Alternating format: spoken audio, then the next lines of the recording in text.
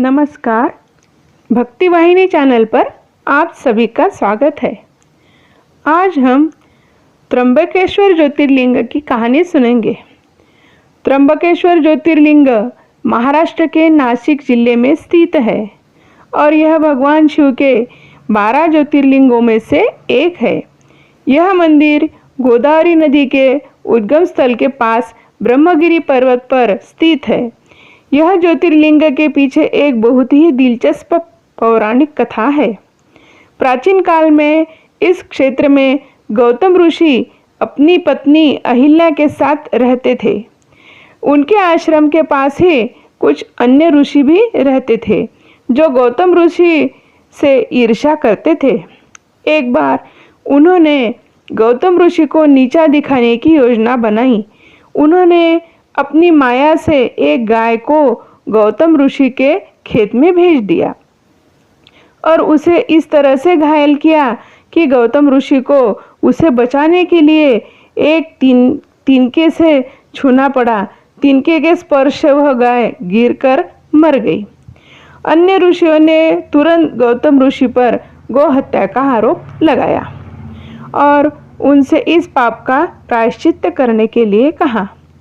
उन्होंने गौतम ऋषि से कहा कि इस पाप से मुक्ति पाने के लिए उन्हें गंगा नदी को इस स्थान पर लाना होगा।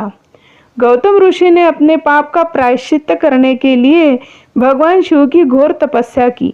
उनकी तपस्या से प्रसन्न होकर भगवान शिव और माता पार्वती प्रकट हुए। भगवान शिव ने गौतम ऋषि से वरदान मांगने को कहा।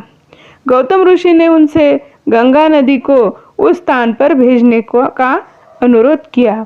गंगा नदी ने कहा कि वह तभी यहाँ रहेगी जब भगवान शिव स्वयं यहाँ निवास करेंगे। तब भगवान शिव गंगा और सभी देवताओं के अनुरोध पर त्र्यंबकेश्वर ज्योतिर्लिंग के रूप में वहाँ विराजमान हो गए। इस कारण यह स्थान त्र्यंबकेश्वर यानी के 3 आँखों वाले शिव के नाम से प्रसिद्ध हुआ। इस ज्योतिर्लिंग में ब्रह्मा, विष्णु और महेश तीनों का वास माना जाता है, जो इसे और भी अनूठा बनाते हैं।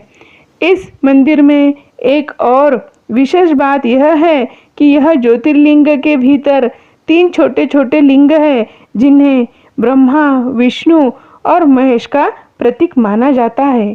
ओम नमः शिवाय। श्री त्र्यंबकेश्वराय नमः।